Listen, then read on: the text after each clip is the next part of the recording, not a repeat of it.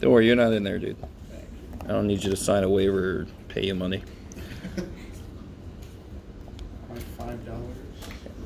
I'll take that. 20 cents a day. That's what I can give you. I'll take it. I can relate to that. That's like probably That's like one top ramen. That's what now? One top ramen. Oh, I thought you said something else. Okay.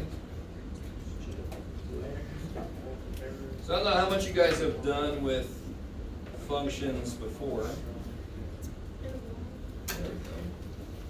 Woohoo, look at that, it's crisp. All right. So you can have a relationship between numbers, right? So you can have a relationship between anything. Actually, I got one there that's not numbers. It's obviously just car makers and car models, right? So some relationship. A function specifically is a relationship between two things where everything in the domain, which we normally consider to be the x values, the inputs, only goes to one thing in the range, the outputs. So I like to say it like this. Anybody ever seen Highlander, the movie or the show? Okay. All right, if you haven't, don't worry. It's not a prerequisite. But there's this phrase in there that goes along with this. For every input, there could be only one output. There could be only one. Right? And then they absorb all the power. So let me say this again. So for it to be a function, everything in what we call the domain, everything that's an input, can have only one output. So is this a function? no. Why? There's two outputs. Which one? Chevy. Yeah. Chevy has two outputs. You guys see that?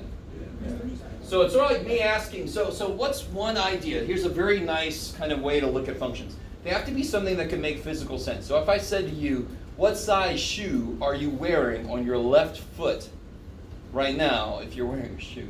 Those are your shoes. And somebody tells me 7 and 8. Well, that can happen. On one foot. That can Say this again. happen. Let me say this again. This is why I was very specific. What size shoe are you wearing on your left foot? Why did I say that? Because I know people have different size left and right feet. But if you have two shoes on your foot, something's wrong with you. Right? Yeah. Okay. Plus I want to see that.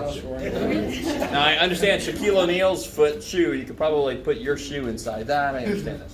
You normally don't do that. But so if I ask you, if I throw this pen to somebody and I say after 2 seconds, where is that pen? And you say, it's 3 feet up and 2 feet underground. Can it have more than one location, more than one answer to the question, where is that pen? Right? It can only have one output, one location. So my question, my input was time, 2 seconds after I throw it. Output was location. So a function is something that makes physical sense in those situations. You can only have one answer to, where were you on the night of September 12th? I was at there, and I was over there. No alibi. What are you talking about? I just was anywhere that nothing bad happened. I wasn't there. All right. What about this one? Is this? Which one of these works like the domain? I think he lost the number, poor dude. Which one of these is acting like a domain? Yeah. Because those are going to there. They have the outputs. So let me fix this a little bit. Everybody put a 3. No, wait, I'm just going to make it an 8 just because. I already made it a 7. It doesn't matter. Is this a function or not? If you think it isn't a function, tell me which one of these has more than one output. And now, when you look at that, now answer it again. Is this a function? Yes. Yes, because there's 1 only goes to 4, 2 only goes to 5, 8 only goes to 5. So a receiver can get more than one. Totally, because why does that make physical sense still? If I ask each of you, how many cousins do you have? Is it possible for you to have, how many, I don't really want to get into this personal. You could have 3 and you could have 3. 2 inputs could have the same output, and it makes physical sense. If I don't throw the pin, how high is the pin? About Around 2 zero. feet. And now how high is the pin? It's like still freaking 2 feet. Right? So you guys, I'm still trying to make that connection. Functions can be looked at as something that makes physical sense. That's why you can't have 2 outputs. You can't be in 2 places at once. But 2 different inputs can have the same output. Right? If I throw something, what shape does it, if I throw a ball to somebody else, what shape does it take? Yeah, do you guys know what that's called? Parabola. Arc, I like it, but even better, parabola. Parabola, right? That's parabola, actually. But so, isn't it this high at this time? And then isn't it the same height a little bit later? Because of course it's got to go up and then come back down. So it's got 2 of the same output at 2 different, that's fine. But at this time, it can't be here and here. That is a frickin' magic baseball, right?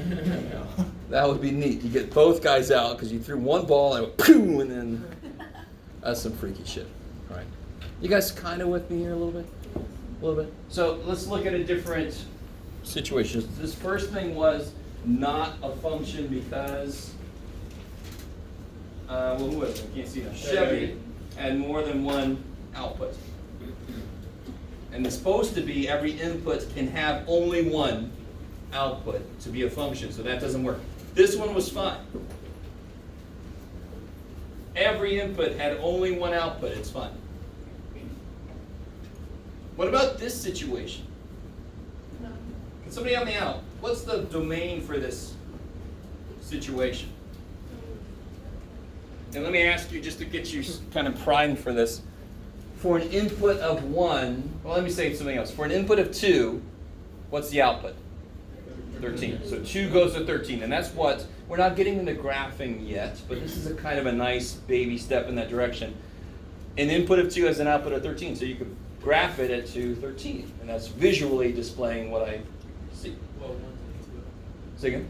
It says 1, it says that 1 is 12. Beautiful. So what's the output for 1? And 3. good. So is this a function? No. No. But still answer my earlier question. What's the domain? So let me define domain better for you guys. The first number comes x, Yeah, y. negative 1. Totally. So just collect all of this. Domain is a collection of all the inputs. So now that I've said that, what's the domain? 1 is 2. 1, 2, that's 3. 1, 3. sure, 2, 3, -1. negative 1. And I've already put 1, right? Don't put 1 twice. It's silly. Who's going to go with you? Bob and Fred and Bob and Sally and Bob's like, what the shit? Three Bobs, Joe. What's the range? 10, 13. Yeah, 10, 13, Negative -4, 2. 2, 3. 3. Right? All the Can you count outputs. that one because it's not a function, so can you even count? No, totally. Range and domain are independent of function. Function is a special relationship between domain and range, All right. where everything in the domain has only one thing in the range that goes with it. So do you see how that means that more things have domain and range, but only certain things are called functions? Does that make sense? I like it. So yeah, that has domain and range. Why is it not a function? Well, something in the domain goes with the more than one thing in the range. That's why. Kick ass. Kick ass. Okay. So that's the most basic level of what a function is. That's just what it is. And here's how it works with math. Have you guys seen function notation before? If not, it's almost kind of nice in a way. When I see a function, it gives me a general rule to do stuff with input, right? So for example, how much you guys, well, again, I don't want to get too personal. Let's say you're getting paid $11 an hour. Is that? I have no idea. When I started working, it was $3.25 an hour. So, Well, of course, gas was like 98 cents a gallon. So, yeah. Sorry, that's back in the day. That's why I didn't have to get paid as much money. But In the 80s? in the 80s, yes. Yes. Well, let's see. Anyway, screw it. I was born in 72, so I got my first job in 88. Yeah, 16. Let me see. Blah blah blah blah blah. So the f of x you see there is a rule. It tells you if I put x into the function f. So this is how you read this. F of x. A function you guys know is like the square root. So if I put square root with a 9 inside, how do you say that? Square root of 9. So square root is a function, and what's it acting on? 9. So this does not mean f times x. Holy shit, no. This means what does f do to anything I put into it? It multiplies it by -3 and then adds 5. That's what it does to everything. It's a rule. Some of you guys might know, eventually we're going to look at this, slope and y-intercept and blah, blah, blah, blah. That's not yet. That happens to be what's called a linear function, because the variable has a first power. So what the hell would f of 2 be? What do I do with that?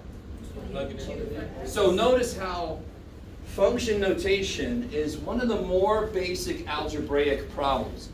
Substitute. That's it. That's all function notation means computational. It's just take the number in me and plug it in, substitute it. So yeah, whatever you see in x, you're going to put a 2. So f of 2 equals -3 times 2 plus 5. Let me put that bad boy. And what do you get with that? -6 plus 5? Which is? What kind of one? Negative 1. Anybody tell me a point that this function goes through? -1. That's not a point. Yeah, point has 2 parts, remember? So 2 comma -1. I know we're not into graphing yet, but that was just coming off the pairs, the order pairs we had a minute ago. For an input of 2, the output's -1. So that's 2 comma -1. It's going to go through that point. That's one of the most basic good things about this notation. If it was just a stupid y, it would say y equals -1. I would have lost the 2. With this, I could see everything. You guys do f of 10 real quick. F of 10, that's part B.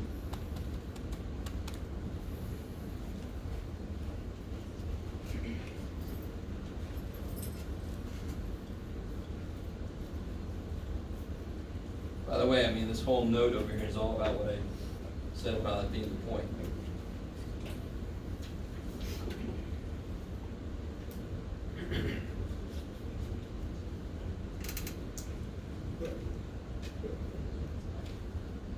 So it's nothing more than taking what's in there and putting it in for x. And then you just have to simplify that.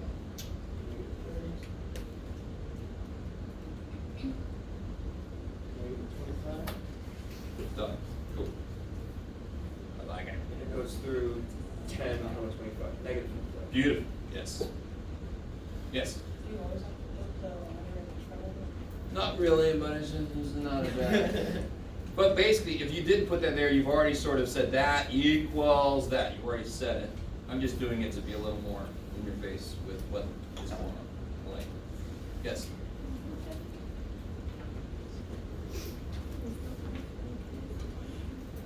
What's the matter? Yeah, right there. G. Yes. Yeah. So another great thing about function notation, if I had several equations, y equals 3x plus 2, y equals 4x squared minus 7, y equals square root of x plus 2, and I said now plug a 7 in, I'd have to also tell you which frickin' equation. With functions, I can use f is the most commonly used one. Makes sense because it's a function, and math people are very creative. Like, what's your f? You could have a g function, an h function. If you have a profit function, you'd use p. That's crazy. If you had a number of watermelons you can grow in a garden, you'd use w. I mean, you can use a letter that corresponds to what it represents physically. That's kind of nice, right? So the next, number 2 says, here's the g of x function. How would I do g of -3? What's -3 tell me? Plug it in where there's G. Yeah, because see how it says g of x is x squared minus 2x. So g of -3 is -3 squared minus 2 times -3. It's just substitution.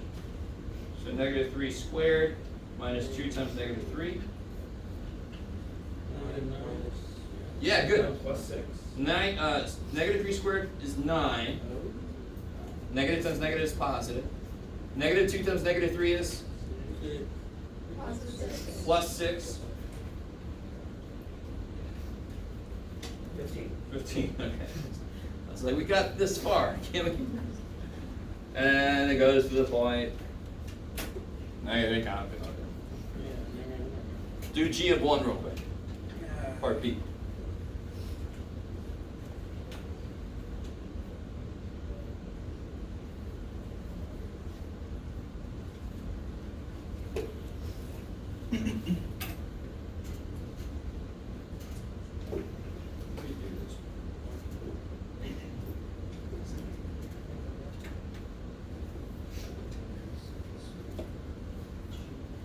So g of x is x squared minus 2x. So g of 1 is 1 squared minus 2 times 1.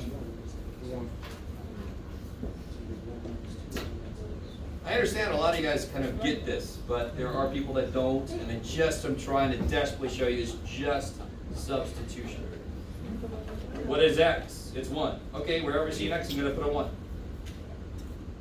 So what do you get? Yeah, 1 minus 2. -1. Take x. All right.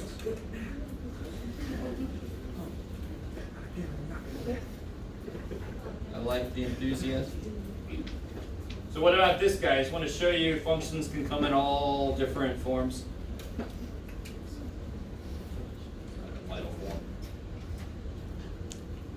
But again, I'm just going to put a 5 where? Yeah, wherever I see an x, I'm going to put a 5. So what do you get? Yeah, you get 3 divided by 3, which is 1. Kick ass. Everybody doing all right? You guys all right? Yes, sir. And then same thing. Now, what about this one? What happens? Try to do it.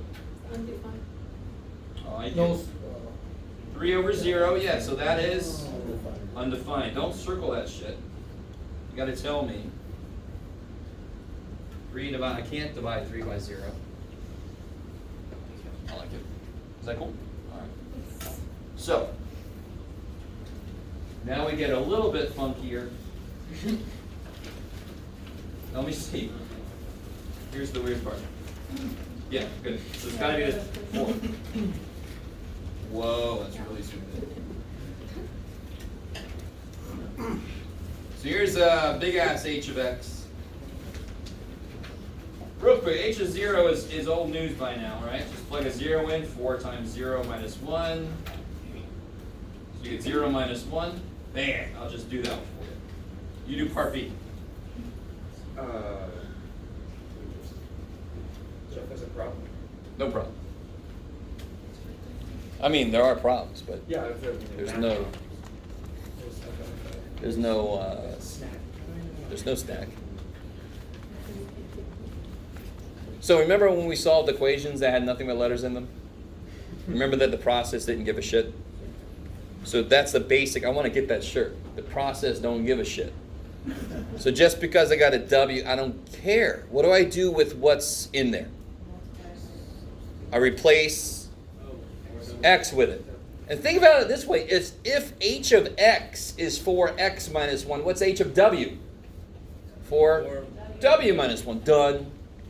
So what's really nice about a letter being in there is I'm going to be done on the next step because I can't do anything. Now the next one I can actually do something. This is not just a letter. So this is going to be 4w minus 1 done. So you guys try part C. The process doesn't change, believe me or not. I am walking on air. Almost. You just left off the last part of what the big ass h function does. It does 4x minus 1. You left off that minus. Look at what big ass h of x is. So you did 4 times, what's going to take the place of x in this problem? A minus 1. A minus 1. So let me write above this, h of x is 4 times that thing minus 1. So what's h of a minus 1? It's going to be 4 times a minus 1 minus 1. What does the h function do always? It multiplies the thing in it by 4, then it subtracts 1. It can't do something different. It's like a little program, a little subroutine. Yeah, we will in a minute. I'll make sure everybody's cool with this first step. So do you distribute? Yes, now everybody cool with that first step, because that's the first step. Because now I can simplify. Anytime I can simplify, I'm going to do that. So like you're saying, distribute. Oh, yes. You can put A or you can put A. Oh, now be careful now. Right here, what's multiplying by what? This 4 is multiplying by this, so I'm just going to distribute this. What do you get? 4a minus negative 4. Yeah. Minus 4. And the minus 1 is still there, right? Yeah. So then you get 4A minus 4a 5. minus 5. Yeah. Yeah.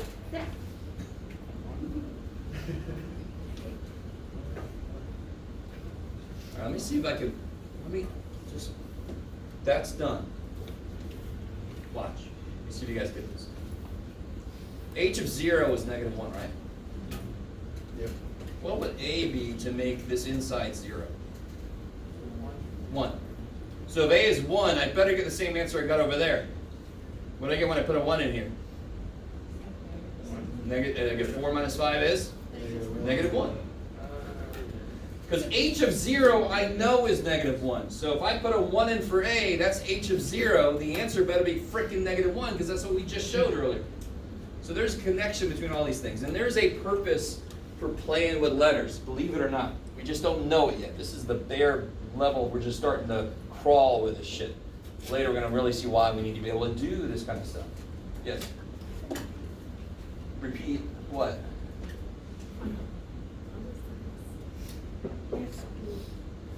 Oh, I don't even know the four.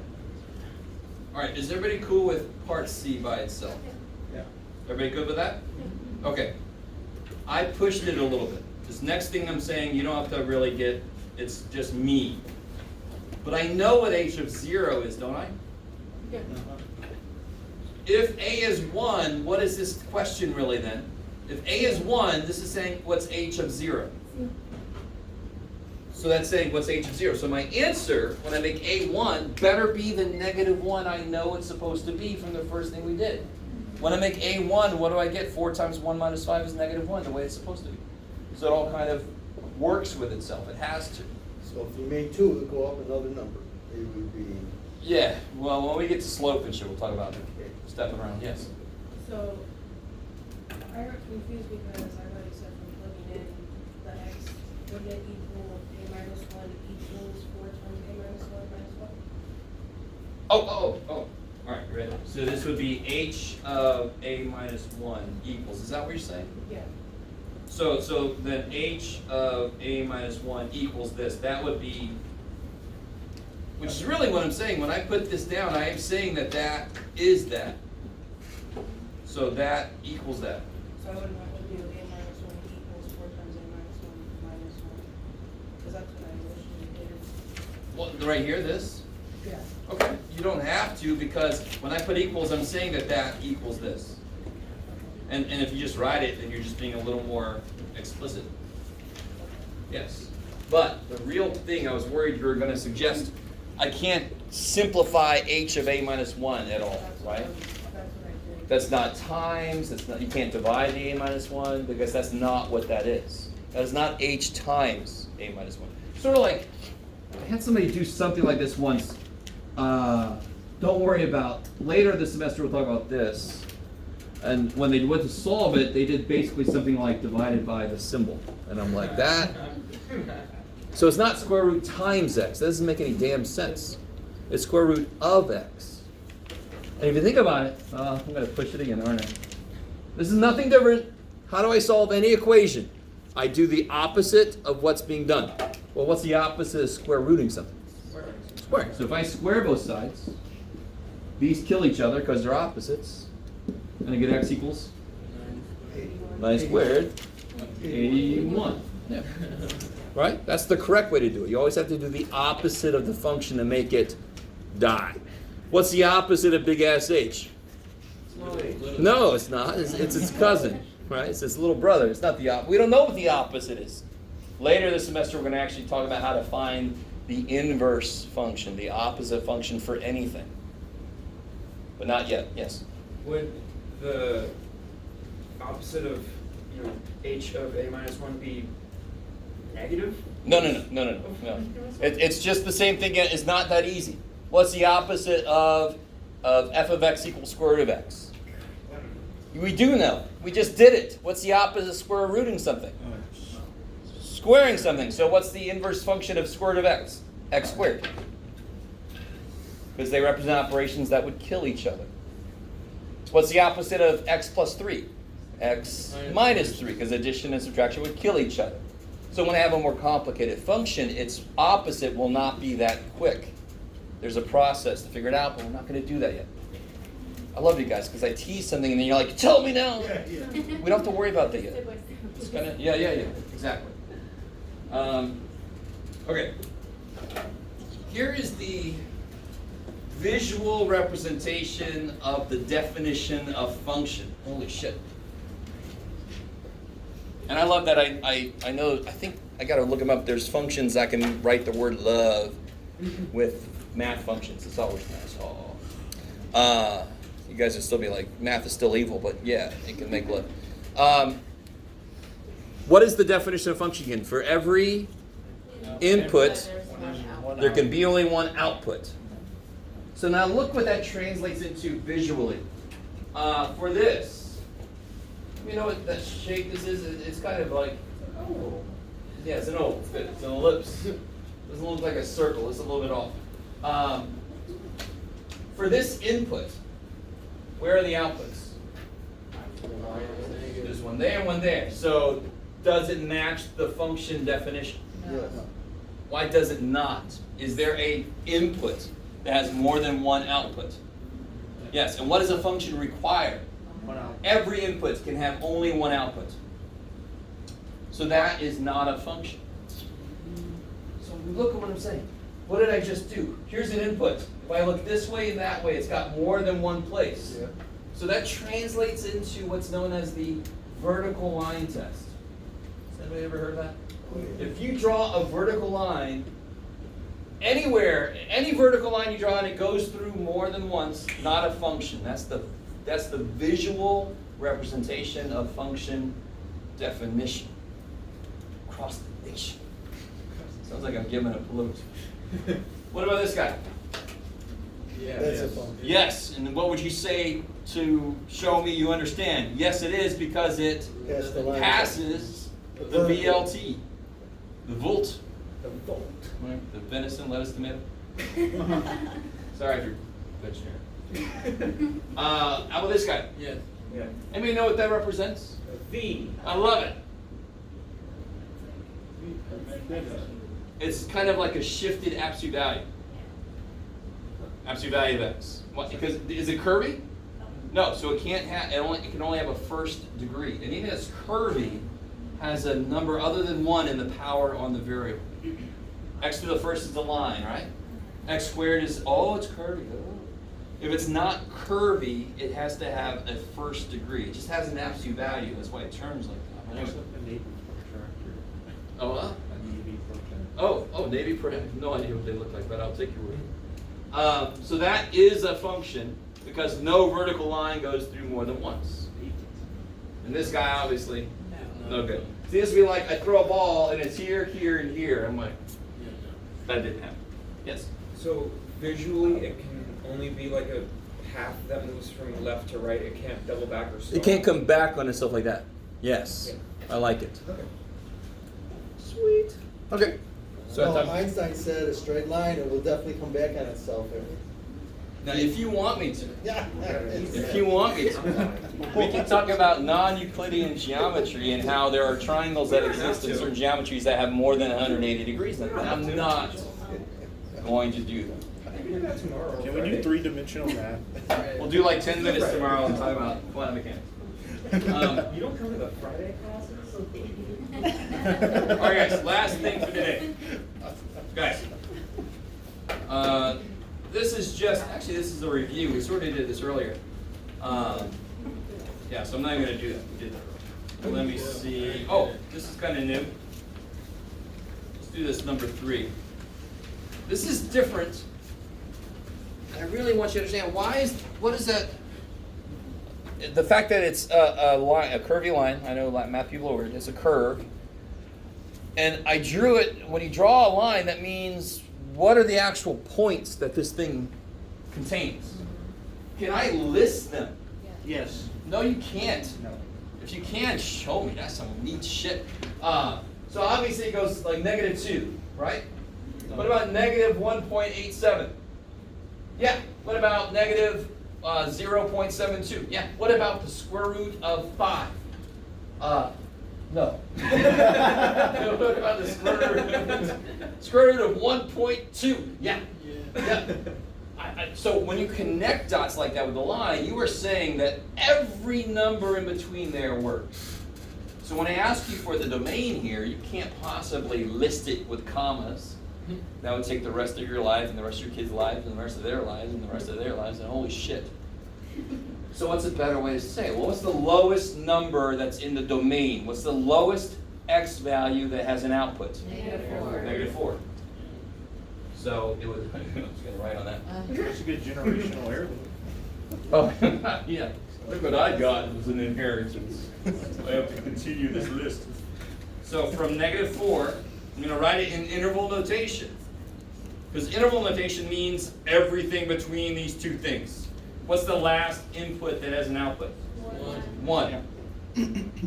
Bracket, because it's a closed circle. You see that shit? So every input from -4 to 1 has an output. What's all the outputs? What's the lowest output? -5. -5. And what's the highest output? 4. Because interval notation, we all know, goes from lowest, comma, highest, right? So it'll be -5 up to 4. Bam.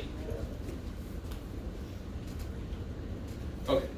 Let me give you this. We'll finish this tomorrow, but let me give you what will be your homework for this. One more paper to pass out. This is just like any homework, you just give it to me when you're done with it.